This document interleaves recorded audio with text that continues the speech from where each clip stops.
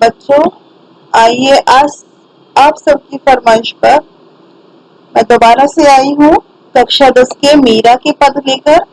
तो आइए आज हम पढ़ेंगे स्पर्श भाग 2 मीरा के पद।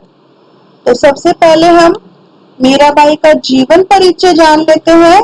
मीराबाई का जन्म संमत 1504 में जोधपुर में कुर्की गांव में हुआ था। कुर्की में मीराबाई का ननिहाल था।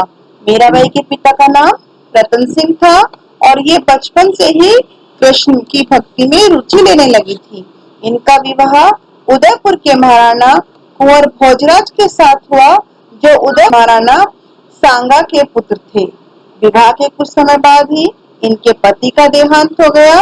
पति की मृत्यु के बाद उन्हें पति के साथ सती होने करने का प्रयास किया गया, किंतु मीरा इसके लिए तैयार नहीं हुई।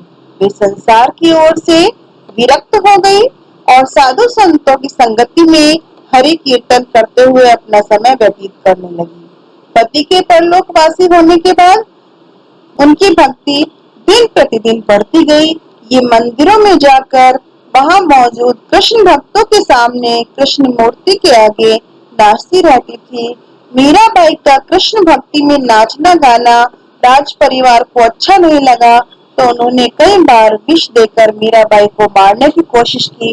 घर वालों के इस प्रकार से व्यवहार से परेशान होकर वह द्वारिका और वृंदावन चली गई। वहां जाती थी तो लोग उनका बहुत सम्मान करते थे, उनको देवी के समान प्यार और सम्मान देते थे।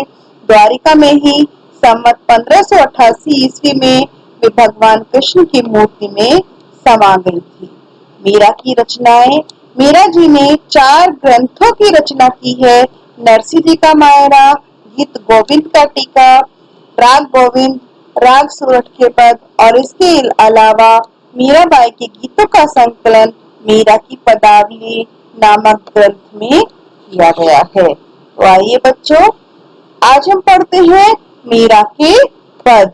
तो पहला पद है जिसमें उन्होंने कृष्ण की भक्ति का, कृष्ण की लीला का गुणगान किया कि किस तरह से वो अपने भक्तों की रक्षा करते हैं। हरि आप हरो जनरी भीर, भीर अर्थात पीड़ा, दुख, दर्द।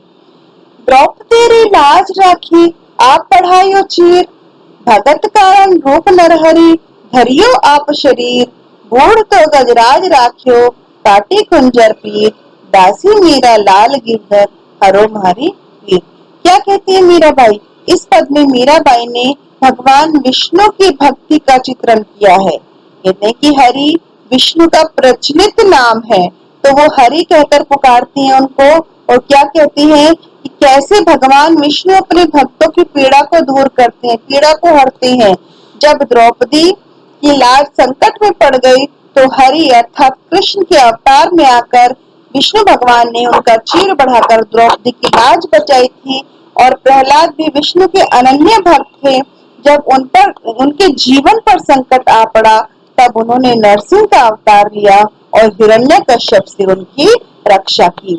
ऐसे ही जब ऐरावत हाथी को मगरमच्छ ने पकड़ लिया, तो विष्णु ने ही मगरमच्छ को मारकर ऐरावत हाथी की जान बचाई। तो मीराबाई क्या कहती कि हे प्रभु, हे हरि, हे ईश्वर, मैं आपकी दासी हूँ, आप हमारे दुखों को दूर करें, आप हमारे कष्टों को दूर करें। आइए बच्चों, अब हम पद संख्या 2 पढ़ते हैं। दूसरे पद में उन्होंने क्या कहा है? उन्होंने श्री कृष्ण की चाकरी करने के बारे में यहाँ पर बताया है। वो कहती है, श्याम माने चाकर राखो जी, गिरधारी लाल माने चाकर राखो जी। चाकर रहस्यू, बाग लगास्यू, नित उठ दर्शन पास्यू। वृंदावन कुंज गली में गोविंद लीला गास्यू। चाकरी में दर्शन पास्यू, सुमरण पास्यू खर्ची। भाव भक्ति जागीरी पास्यू, तीनों बाता सरसी। क्या कहती कि हे श्याम, हे कृष्ण, आप मुझे अपनी दासी बनाकर रख लो, चाकर बनाकर रख लो। वो यहाँ पर श्री कृष्ण की भक्ति में लीन है। उस चरम सीमा का वर्णन वो करती है कि वो श्री कृष्ण की भक्ति के लिए उनकी दासी तक बनने को तैयार है। वो कहती कि हे भगवान, हे ईश्वर, हे कृष्ण, मुझे अपनी दासी बना लो। वो साथ ही साथ कहती कि जब मैं उनकी दासी बन जाऊंगी तो मुझे क्या लाभ होगा उसका। वो कहती हैं कि जब मैं उनके यहाँ पर बाग लगाऊंगी तो इस बहाने रोज सुबह उठकर उनके दर्शन कर सकूंगी, अर्थात जितना हो सके मैं श्री कृष्ण के समीप रह सकूंगी। फिर वे भाव भक्ति में अभिभूत होकर वृंदावन की संकरी गलियों में अर्थात कुंज गलियों में, छोटी छोटी गलियों में श्री कृष्ण की गोविंद श्री कृष्ण की लीला का गुणगान गाना चाहती हैं। कहती कि मैं वृंदावन की कुंज गलियों में आपका गुणगान करना चाहती हूँ। चाकरी में दर्शन पाशू, क्या कहती हैं कि मैं आपकी चाकरी करते हुए आपकी दासी रहकर आपके सिर्फ दर्शन करना चाहती हूँ। सुमरन पास्यु खर्ची और स्मरण रूपी थोड़ा सा धन खर्च करके, सुमरन स्मरण आपको याद करके आपकी स्मृति मिला करके आपको थोड़ा सा स्मरण रूपी धन खर्च करके भाव भक्ति जागीरी पासी और भाव भक्ति रूपी विशाल जागीर को पा लेना चाहती हूँ। तीनों बातें सर ये तीनों बातें एक समान है। क्या क्या है तीनों? स्मरण भाव और भक्ति। वो कहते हैं स्मरण और भाव भक्ति तीनों ही एक समान है। आगे वो श्री कृष्ण के रूप सौंदर्य का वर्णन करती है। क्या कहती है? मोर मुकुट पीतांबर सोहे गल वैजंती माला, वृंदावन में धेनु चरावे मोहन मुरली वाला, ऊंचा ऊंचा महल बनाऊं बिच बिच राखूं बारी, सावरिया ने दर्शन पासियो पहर कुसुम्बी सारी, आधी रात प्रभु दर्शन दीजियो जमुना जी रे तीरा, मीरा प्रभु गिरधर नागर हिवड़ो घनो अधीरा। कहते हैं यहाँ पर श्री कृष्ण के रूप सौंदर्य का वर्णन करते हुए कि श्री कृष्ण ने मोर मुकुट पहना हुआ है, पीतांबर पहने हुए हैं और गले में वैजयंती माला पहनी हुई है और इन सबको पहने हुए श्री कृष्ण बहुत सुंदर दिखाई दे रहे हैं। वृंदावन में धेनु चरावे मोहन मुरली वाला, और ये श्री कृष्ण मुरली बजाते हुए वृंदावन की गलियों में धेनु अर्थात गाय चराते घूम रहे हैं। ऊंचा ऊंचा महल बनाओ बिच बिच राखू बारी, कहती है कि मैं ऊंचे ऊंचे महल बनाना चाहती हूँ, उसमें बीच बीच में बहुत सारी खिड़कियां बनाना चाहती हूँ। सामरिया दर्शन पासु पहर कुसुम्बी साड़ी, और उन खिड़कियों से मैं कुसुम्बी साड़ी अर्थात केसरिया साड़ी पहनकर अपने सामरिया के अर्थात अपने श्री कृष्ण के दर्शन पाना चाहती हूँ। आधी रात प्रभु दर्शन दीजिए जमुना जी रे तीरा, यहाँ पर वो श्री कृष्ण से कहती कि हिवड़ो घनो अधीरो, अर्थात मेरा हृदय बहुत अधिक अधीर है, बहुत अधिक बेचैन है आपसे मिलने के लिए, तो हे प्रभु हे गिरधर नागर मुझे यमुना जी के किनारे आधी रात में दर्शन देना।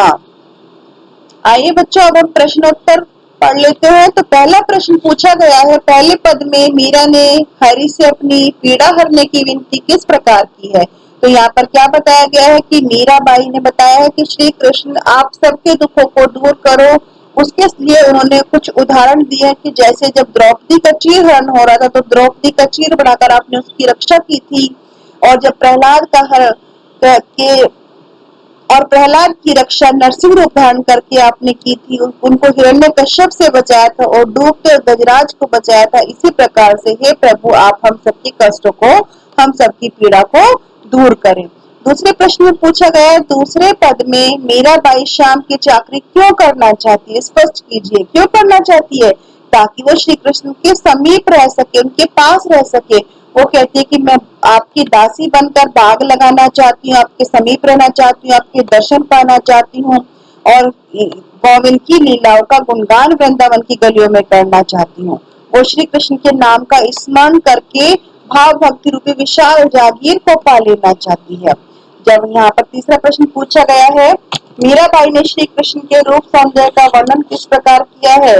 मीराबाई के ने श्री कृष्ण के रूप सौंदर्य का वर्णन करते हुए कहा कि उनके सिर पर मोर पंखों का मुकुट है, गले में वैजंती माला और पीले रंग के वस्त्र उन्होंने धारण किए हुए हैं और हाथों में बांसुरी लिए वृंदावन की गलियों में गाय चराते घूमते रहते हैं। ये वाला प्रश्न बहुत ही महत्वपूर्ण है, बहुत इंपॉर्टेंट है, बोर्ड परीक्षा में बहुत आता है, तो इसको बहुत ध्यान से पढ़ेंगे।